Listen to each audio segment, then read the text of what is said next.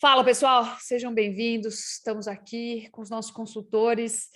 E na semana passada a gente fez uma rápida discussão sobre os reflexos do conflito aí na Europa Oriental, né? Então, os resultados ou os reflexos sobre, principalmente as commodities agrícolas, né?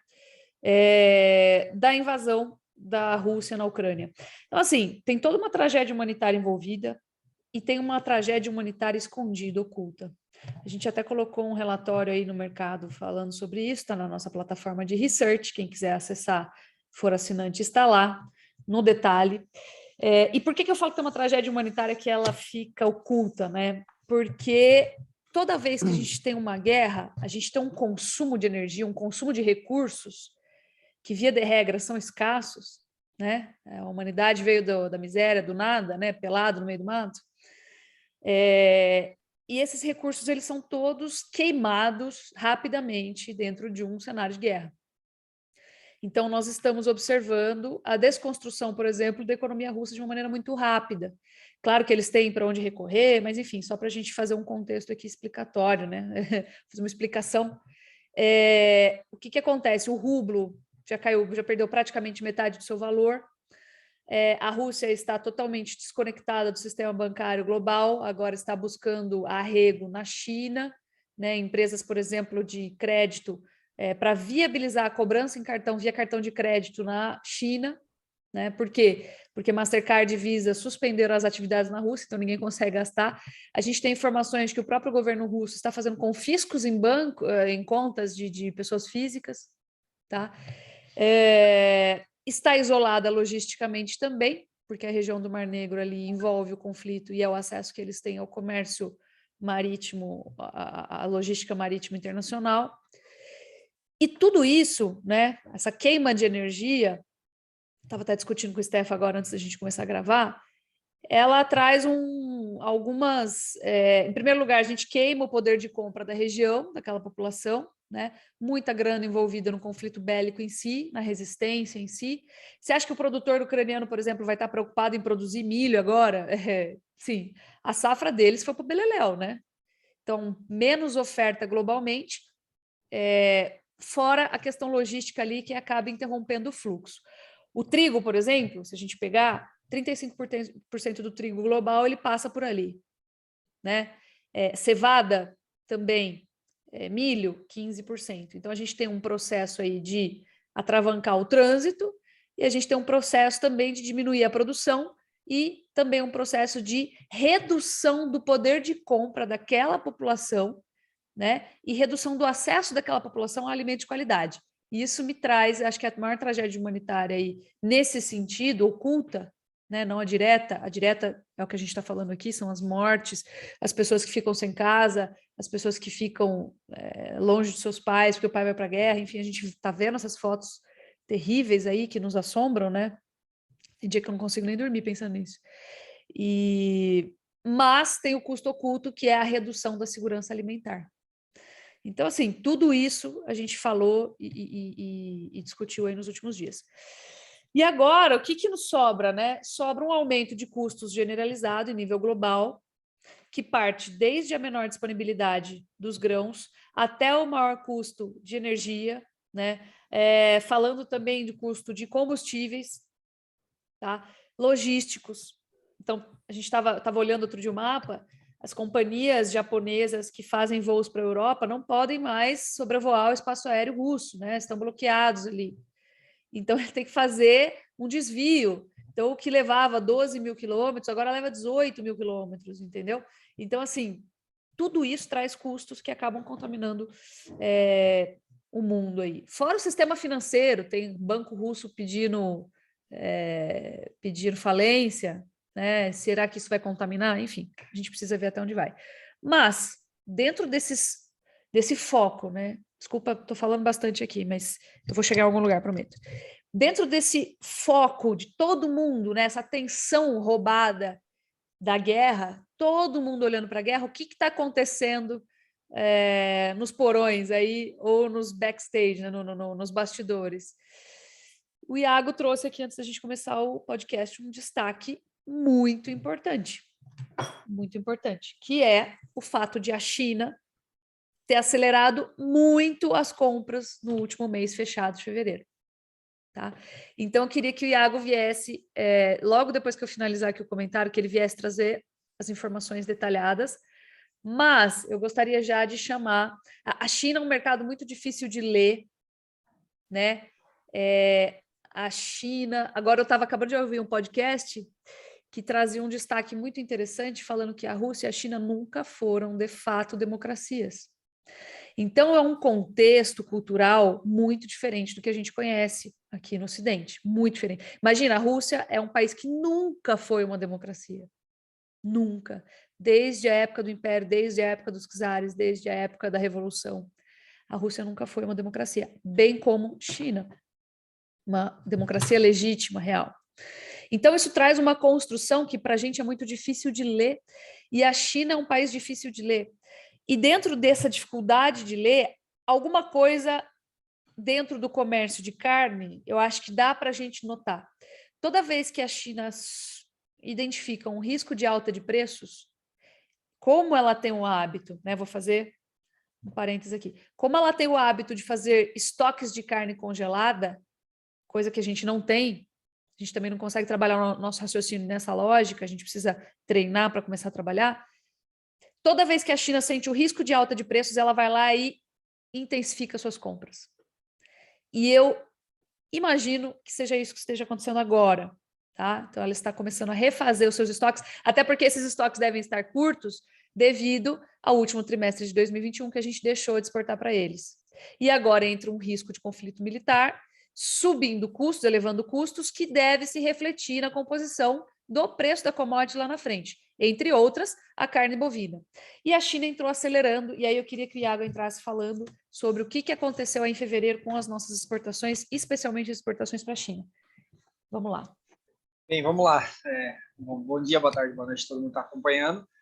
E assim, Lígia, acho que assim, me surpreendeu muito como foi muito forte as exportações nesses últimos 2 meses, né? Nesse primeiro bimestre de 2022. A gente está falando de um volume exportado aí de quase 300 mil toneladas de carne in natura, sendo que a China levou 140 mil toneladas, ou seja, quase 50%.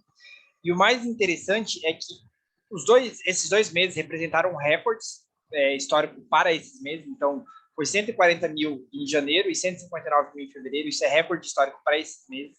E em fevereiro, a gente teve um recorde histórico para a China. A China comprou 87 mil toneladas, o que é muito no mês de fevereiro, contando que fevereiro tem quase 19, 20 dias. É um mês que a gente não tem muitos dias úteis para continuar exportando grandes volumes. Então, de fato, a gente tem um crescimento enorme das exportações e a gente aqui já trabalha com um número de produção tanto para janeiro e para fevereiro que é levemente maior do que foi lá em 2021.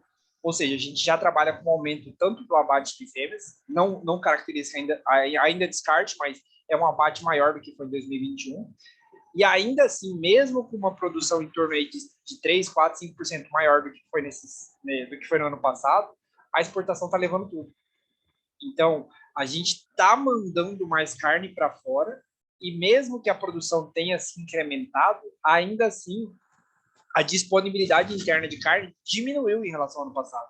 Então, para falar em números aqui, a gente já tem algumas prévias de fevereiro, né, que o mês ainda a gente está balizando ainda, mas pelos nossos números aqui, a gente está falando que a disponibilidade interna de carne bovina no Brasil, nesse comparativo de primeiro bimestre 22 com primeiro bimestre 21, ela diminuiu em torno de 8%. Então, a quantidade de carne disponibilizada pelos pecuaristas brasileiros, pelos frigoríficos dentro do Brasil, está 9% menor, e não é porque a gente diminuiu a produção, não é porque está faltando mais gado do que faltava no passado, é porque a exportação está muito acelerada. Está num nível assim que chegou a me assustar esse volume de 43% maior. Tanto é que se a gente passar esse aumento para todo o ano de 2022, a gente vai ter o maior volume da história já exportado e que mesmo que a produção de carne cresça, o que a gente está estimando, que é em torno aí de 600 mil toneladas, se a exportação crescer 43%, vai tudo para a exportação. Então, a exportação chinesa está muito forte. eles estão comprando muito. Março, provavelmente, a gente vai ter outro recorde de exportação.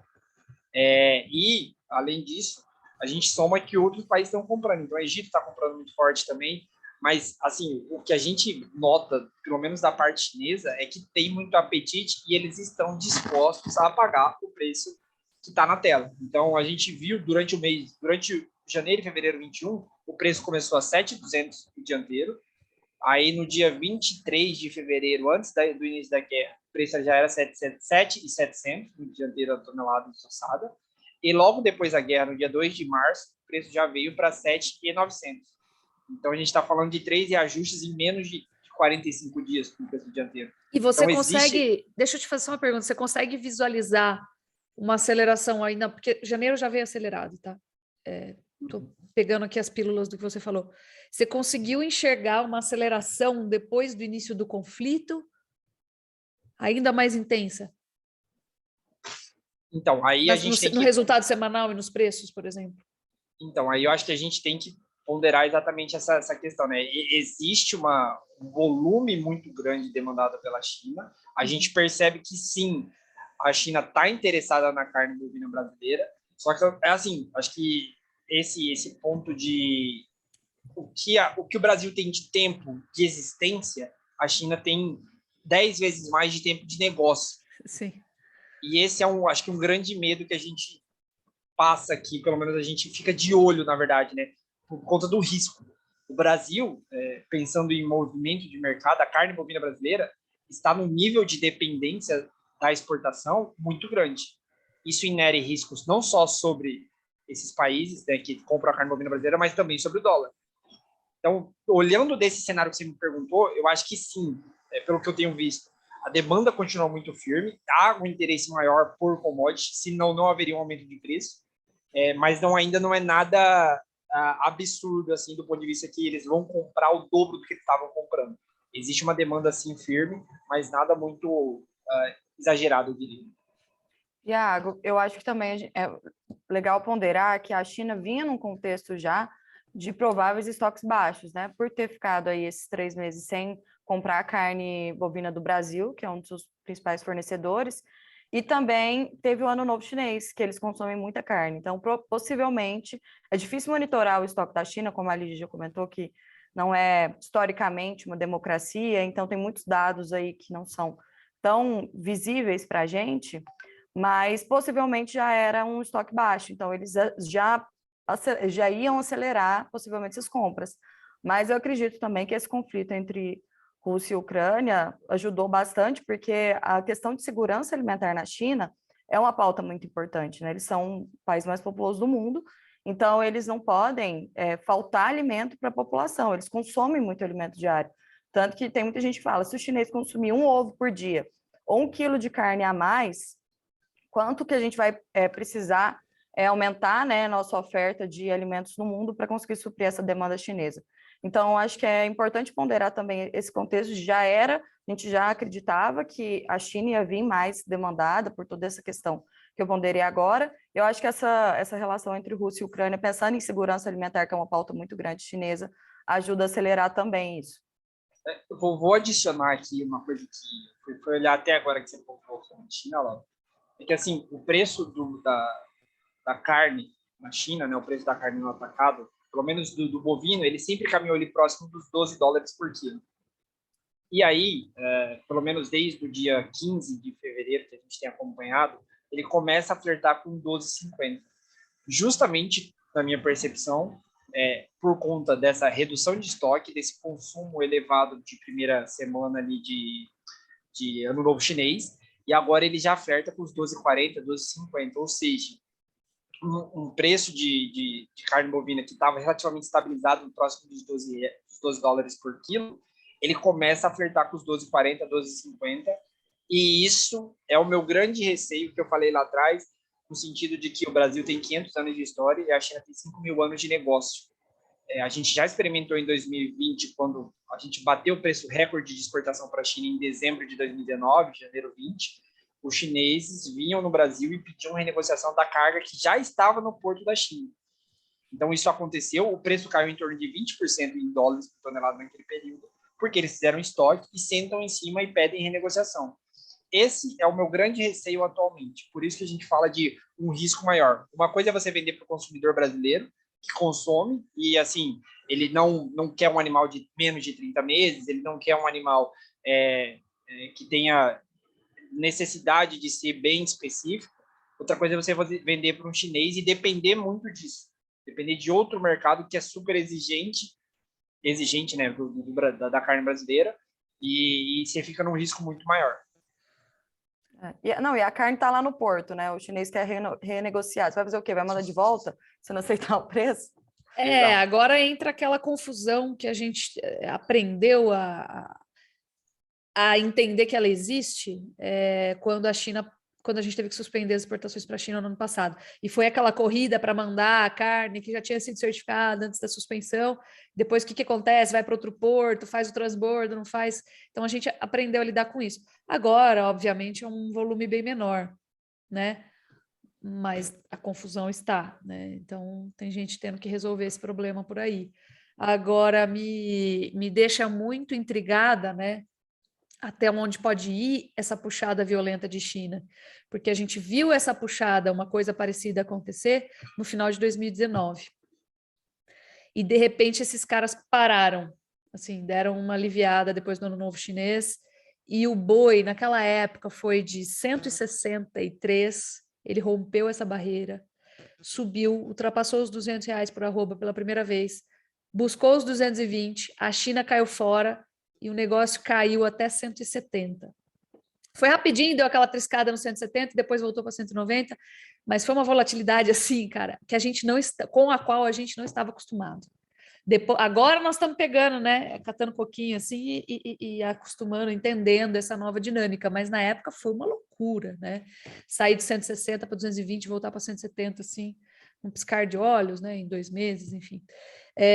Então me fica no radar esse risco.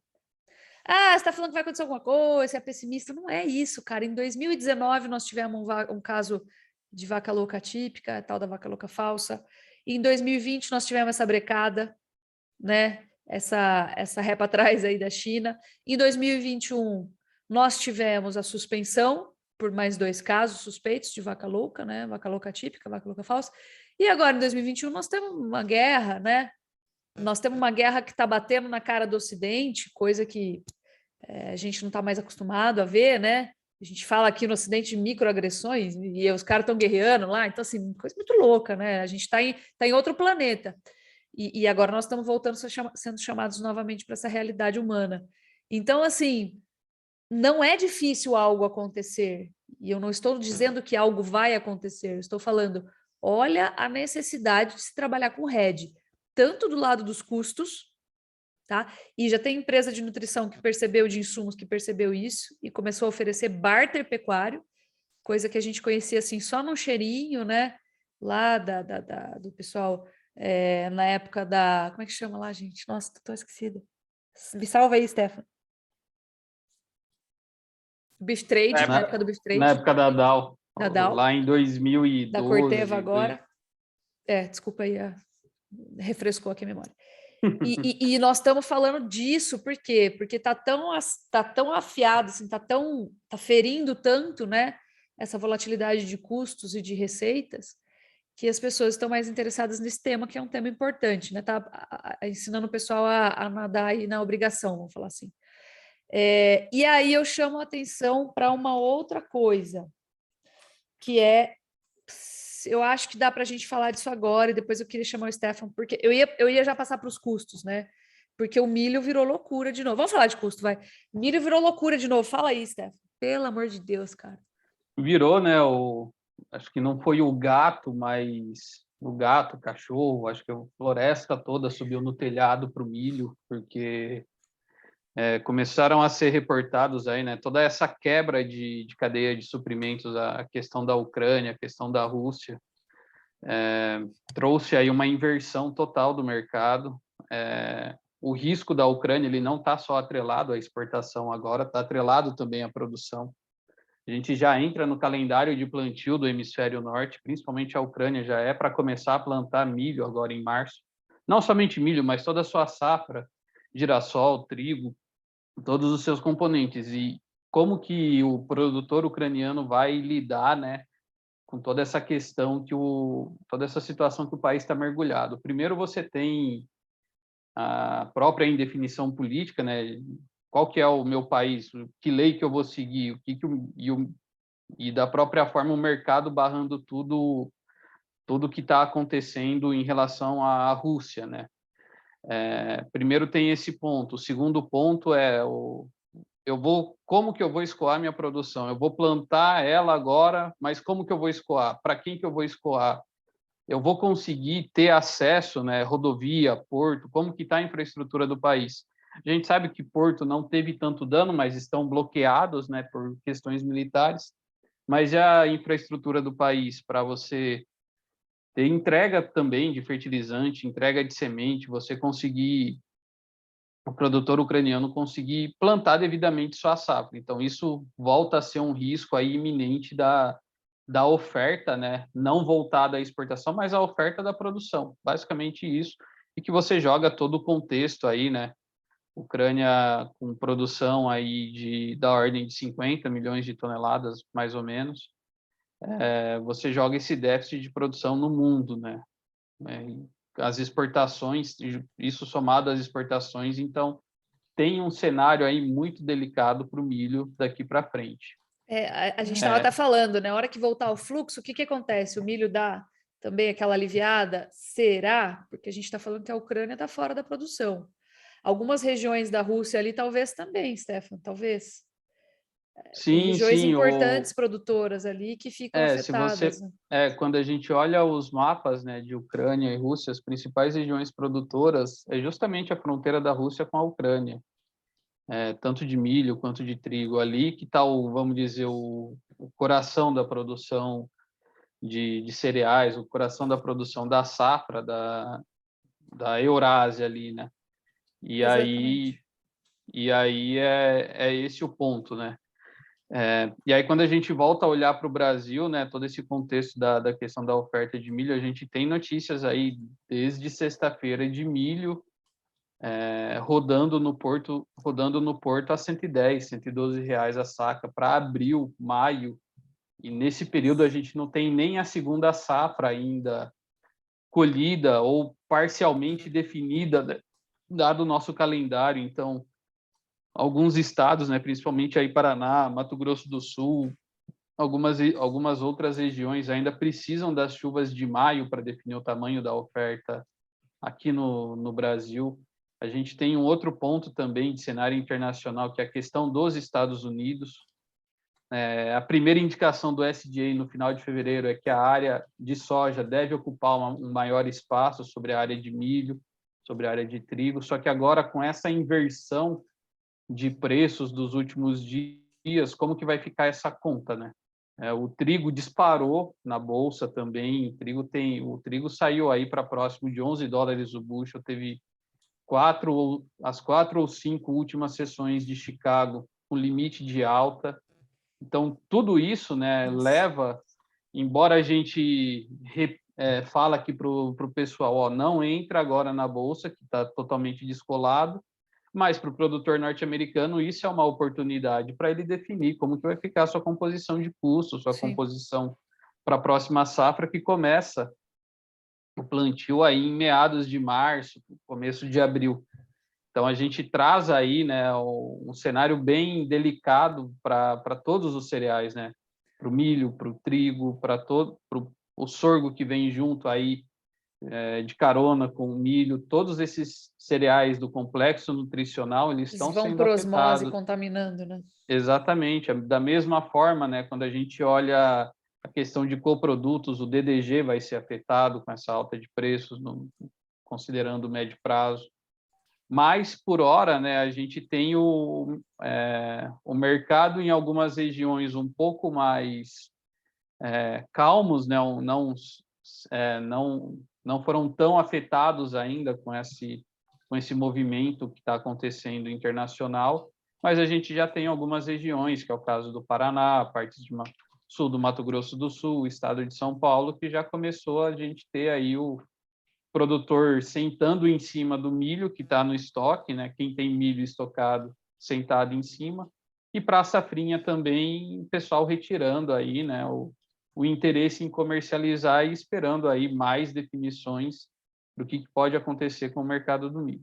Ô, Stefan, e aquele outro material que a gente publicou essa semana, que foi bem legal, que foi o relatório sobre os impactos sobre fertilizantes, o que vai acontecer daqui para frente, né? Porque o governo já saiu catando coquinho aí também para buscar substitutos, parceiros, né? Tal, enfim. Não é tão simples assim, mas tá, a gente teve essa ocorrência aí durante essa semana. Você acha que isso vai afetar a aquisição e, consequentemente, afetar...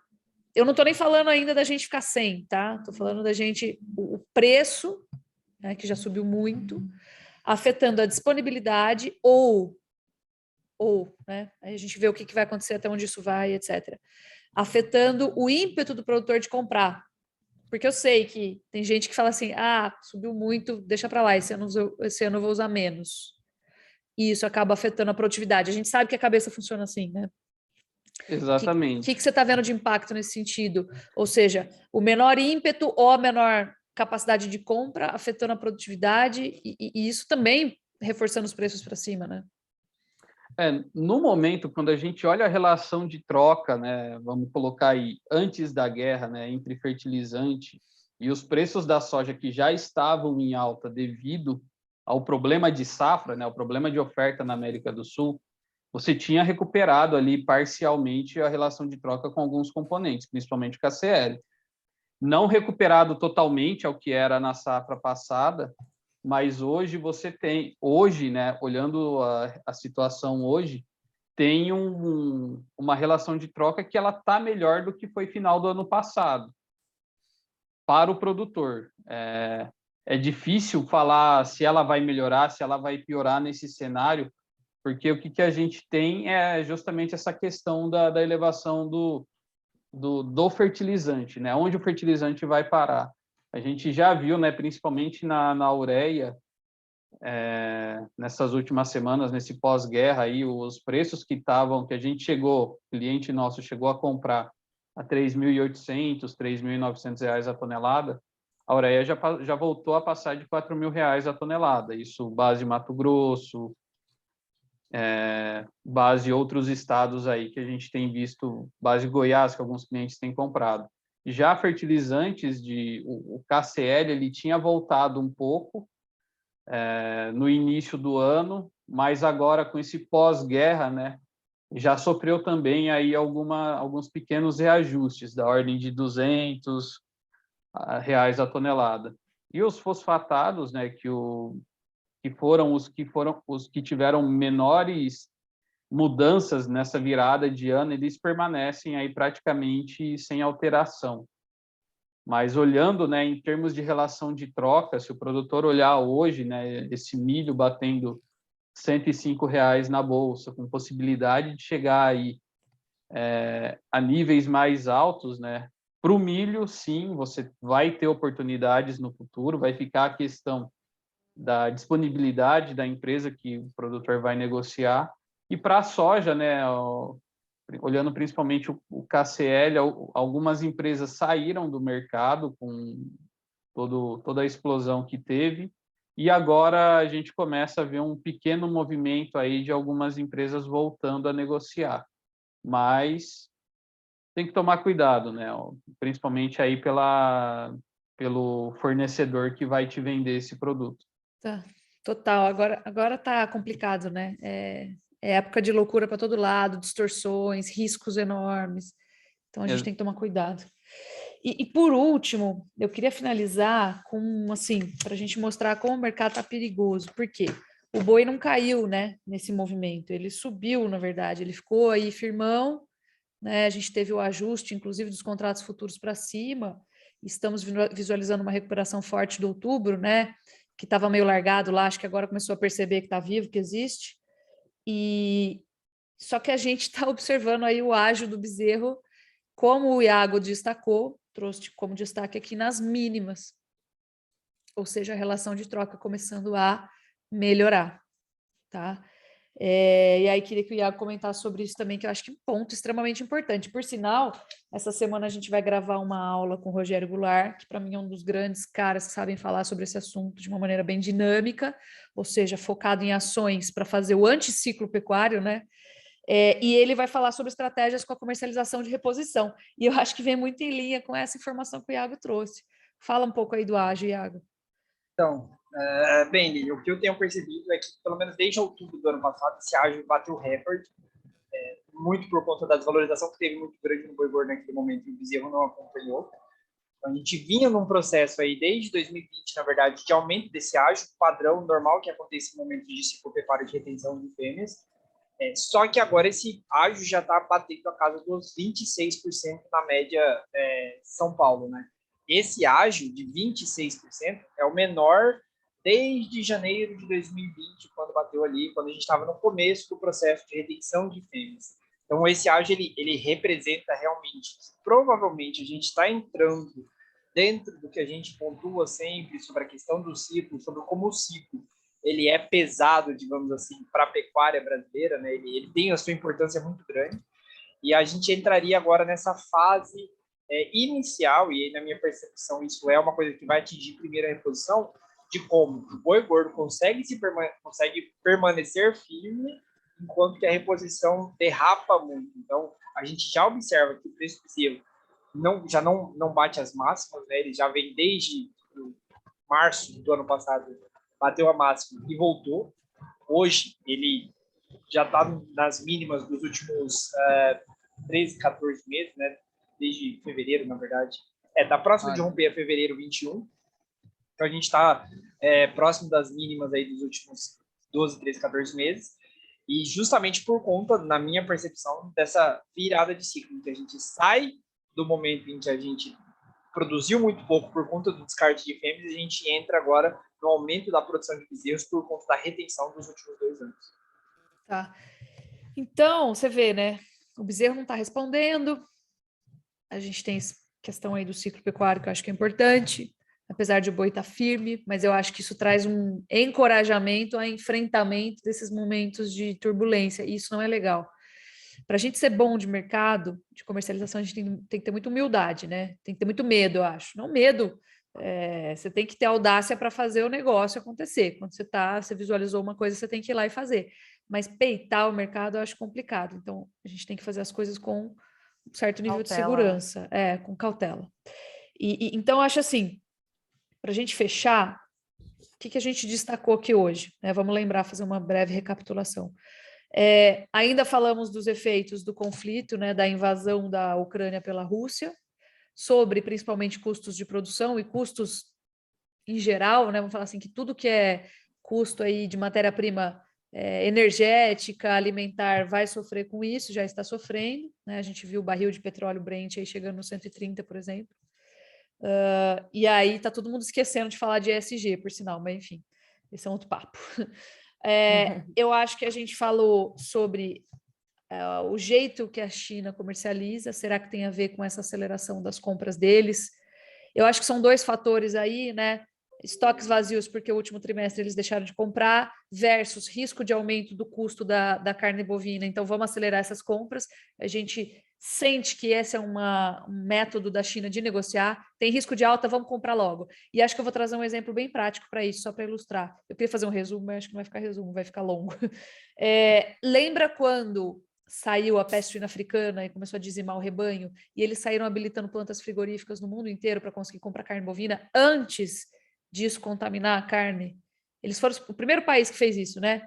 Acho que esse é um bom exemplo de como eles atuam. Tem risco de subir? Vamos sair comprando.